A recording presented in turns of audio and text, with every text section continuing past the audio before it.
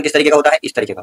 सही है, ये बॉक्स बना लेते हैं हम। चलिए बॉक्स बन गया, ये इस तरीके से जोड़ देते हैं तो हमें एक घन मिल गया। सही है, इसमें गहराई परिवर्तन है, घन का किनारा 3 सेंटीमीटर से बढ़ रहा है, यानी कि मान लेते हैं ये घन का किनारा ए है। सही है, कितना है ए। अब मीटर मान के सेंटीमीटर, आप बोलोगे सर कि क्वेश्चन में जो दे रखा है सेंटीमीटर दे रखा है तो आप इसे सेंटीमीटर मान, समझ गए। तो यहाँ लिखोगे माना घन का किनारा, घन का किनारा, किनारा तो किनारा कितना लिखोगे ए सेंटीमीटर। समझ में आ गया। चलिए अब यही कह रहा है घन का किनारा इतने दर से बढ़ रहा है, यानी कि इसमें भी परिवर्तन हो रहा है, यानी कि डी ए।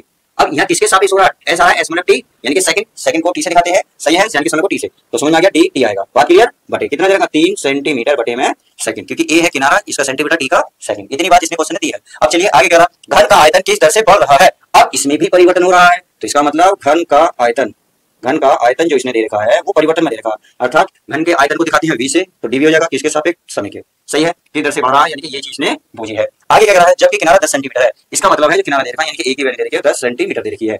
ये सिर्फ अभी हमने केवल घी निकाला है, मलाई दूध से जो से भी हमने घी निकाला, और इसको खाने की बात कितने अच्छे से करते हैं। देखिए जो इसने देखे यहाँ जैसे वृत्त का क्षेत्रफल किस दर से बढ़ रहा, तो हमने वृत्त के क्षेत्रफल को पकड़ा और उसका फॉर्मूला लगा दिया। सेम यहाँ पकड़ो, घन का आयतन दे रखा, इसको पकड़ा और इसको लगा देते हैं, क्या रखेंगे, चूंकि घन का आयतन, घन का आयतन क्या होता है, ये होता है किनारा का स्क्वायर, किनारा यानी कि इसकी घात 3, और हमने किनारा क्या माना ए की घात कितनी होगी 3, और आयतन को दिखाते हैं हम v से। सही है, तो ये हो गया। आप बताइए इसका किसके सापेक्ष हम अवकलन करेंगे।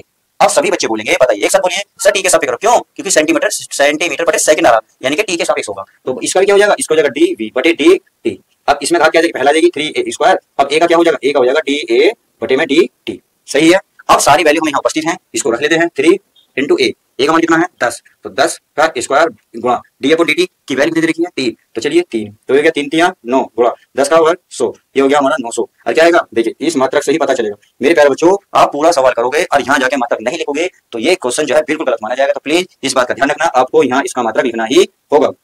तो क्या लिखोगे, ये हो गया v का होता है सेंटीमीटर की घात 3 बटे समय, समय का आएगा सेकंड, और यही इसका फाइनल आंसर आ जाएगा। तो